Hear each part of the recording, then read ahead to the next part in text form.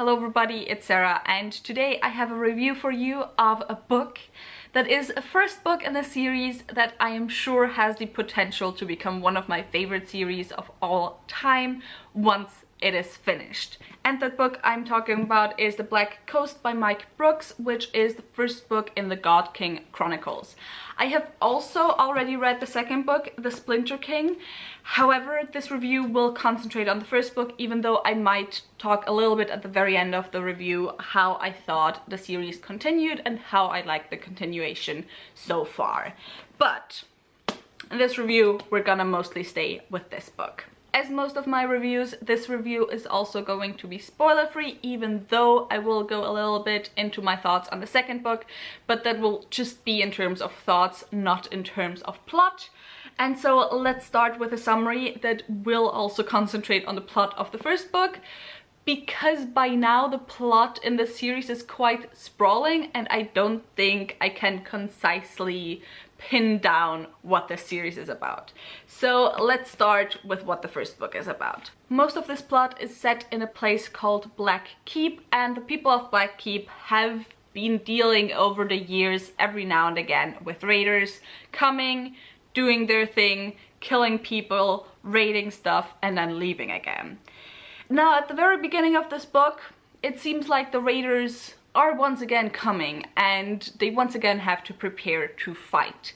However, once the raiders arrive, it seems like they haven't come to fight, but they have in fact come to call a truce and to settle within the space of Black Keep. And so that's mainly what the plot of the first book is about, the conflict of these people who have been constantly raiding and doing bad stuff in this place, suddenly coming to settle, and, you know, some ill feelings having to be set aside. And all of that is set in front of the backdrop of this bigger empire and continent, and something else being on the rise as well. So that was it as far as I can tell you about this series. And now let's talk about my thoughts on this book and also the second book, but mostly this book once again. So first, I always start out with negative things, but I have to be honest, there's not that many negative things that I can say, especially about this first book. There's some things that are like, you know, personal preference things when it comes to the second book, but this first book, I mean, the only thing I can say is depending on how seriously you take authors taking inspirations from cultures that are not their own, because there are certain aspects in this series that, you know, aren't inspired by white cultures.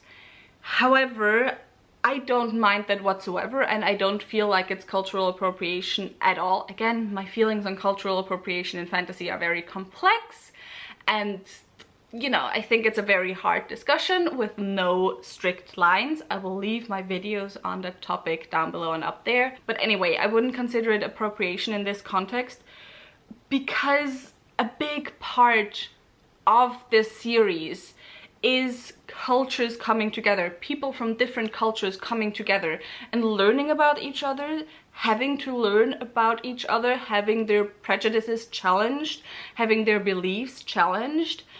And so, you know, you can't really do that if you don't have different cultures and if you don't have elements inspired by different cultures within your stories. So I don't mind it at all in this case, but it's still something. Also, I just noticed I forgot to put on my second earring. Well, anyway, where was I? But it's still something that I want to mention in any case, because, you know, it's something where different people feel different things, so I feel it necessary to be mentioned. Now let's go to the plethora of very positive things in this story. First, let's start with the world building, which on all levels is just stellar and amazing. First, queer world building, chef's kiss, so good. You have three main societies that you meet within this book, and every time I talk about this book, I talk about how well they are done and how all of the societies from a Western viewpoint, have some things that are more conservative and some things that are more progressive. How you have one society, for example, that is very strict with the gender binary, that is very strict with gender roles, with men being above women in station. How that same society, however, is completely open towards same-gendered couples and same-gendered relationships. How you have one society where men and women are exactly the same, however they are severely homophobic. And then you have a third society that just has everything I want in terms of gender expressions and gender identities.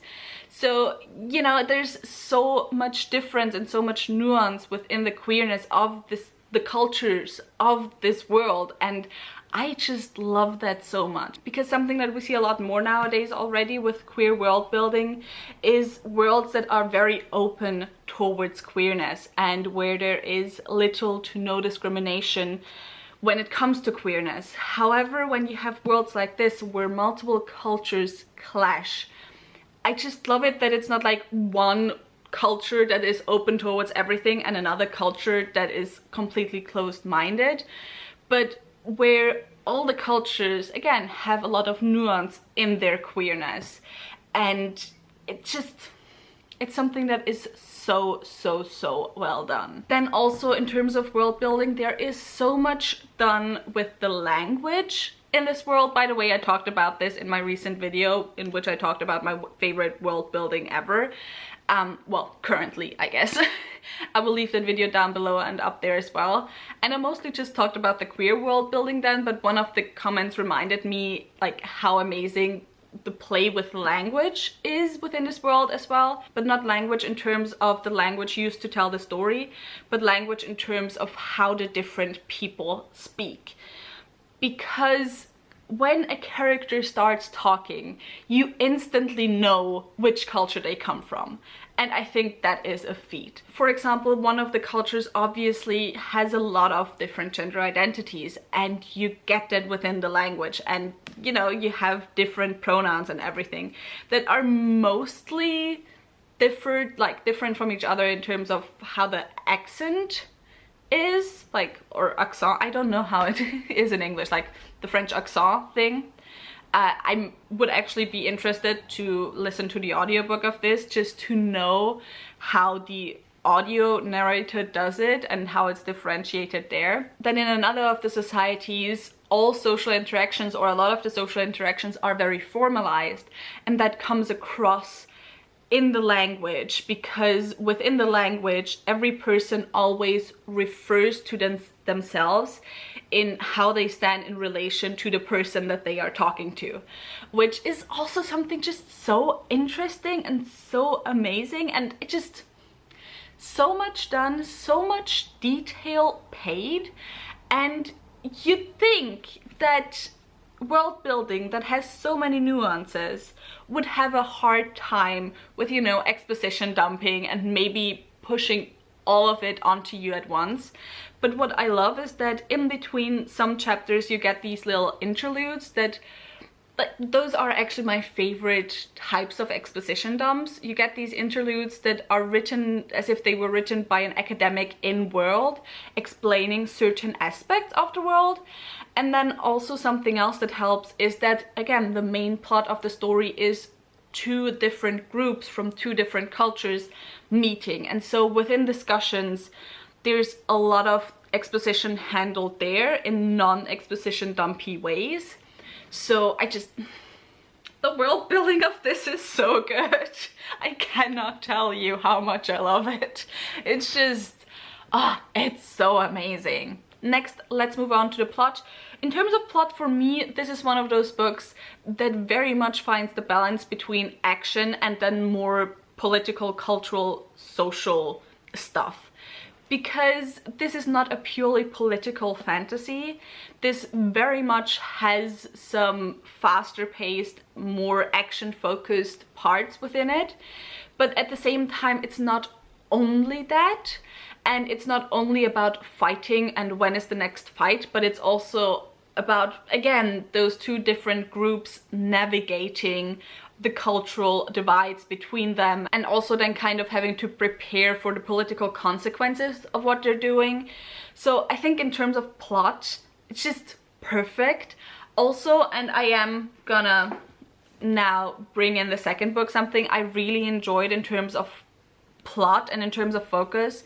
I thought it really helped that in this first book we focused pretty much on this one setting. We did get times where we moved to different places and different cultures and different stuff happening that didn't really have anything to do with our main plot, but most of the plot was focused on these two groups. And so I think that really helped getting into the story, getting to know few characters while also kind of a little bit being introduced to some other characters.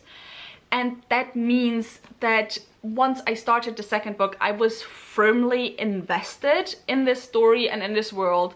And so when the world opened up in the second book, and when the focus wasn't as heavily on this setting of this book anymore, I just, you know, I had an easier time catching up to the other stuff because I didn't have to get to know everything at once.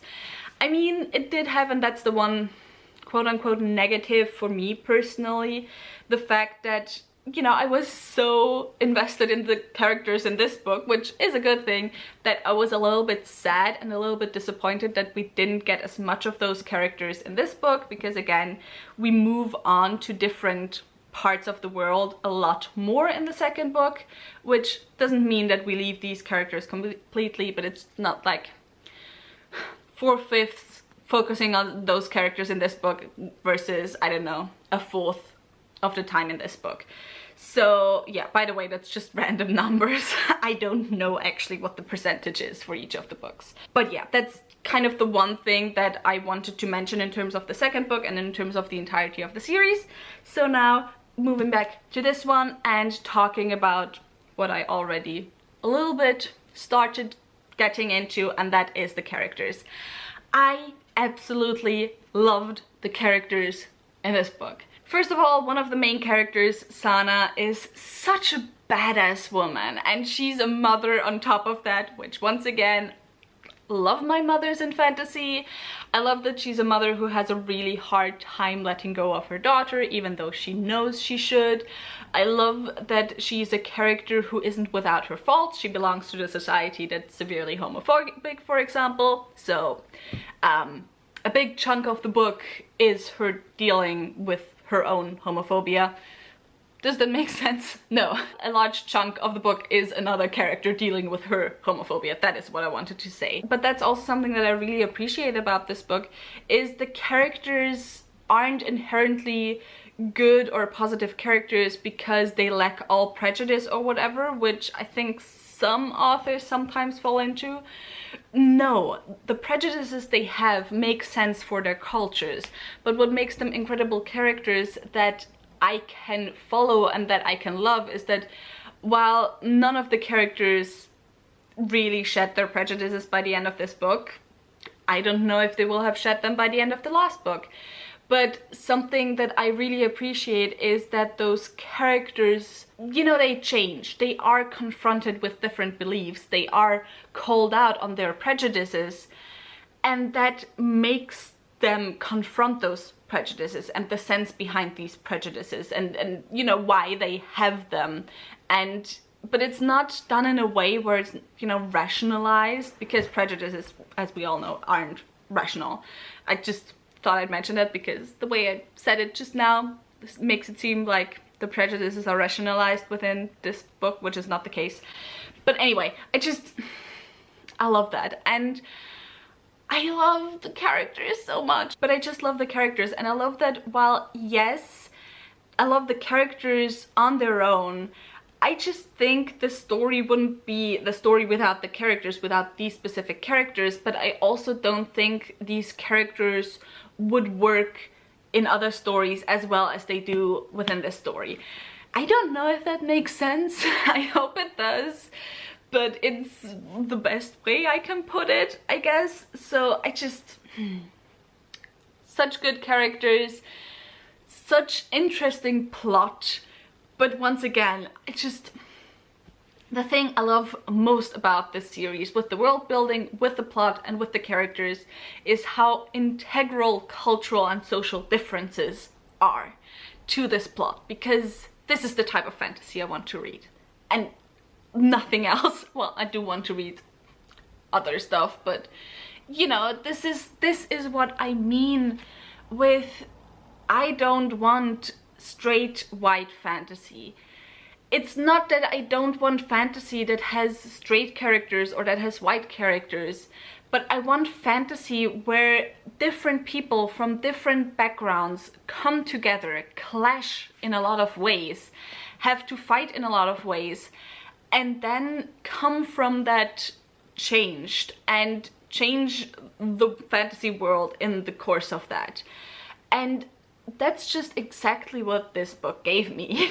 So yeah, this book isn't great for me because it has a lot of queer characters or queer world building, and this book isn't great for me because a lot of the cultural world building isn't white centered necessarily, at least not in a traditional fantasy way. This book is great for me because what it does with those elements. This book is great for me because it uses those elements to challenge the characters and to tell the story, and to tell the story from different perspectives. And it's just something that challenges the reader itself, in my opinion, a lot of times. And so yeah, I really loved it, and I just hope I could convince some of you to pick this book up because it truly is amazing. And yeah, with all of that said, if you have read the book, tell me, do you think similarly to me, or do you think everything I just said is bullshit? If I could convince you to read this book, tell me in the comments down below as well. If you enjoyed this video, maybe think about giving me a thumbs up and also maybe subscribing. All the links to my social media are in the description box down below, so go ahead and check those out. All the links to my book club of Queens, Witches and Valkyries, where we read one adult high fantasy book written by a woman or genderqueer person per month, will also be left linked down below, so go and check those out as well. And with all of that said, I hope I'll see you soon. Bye!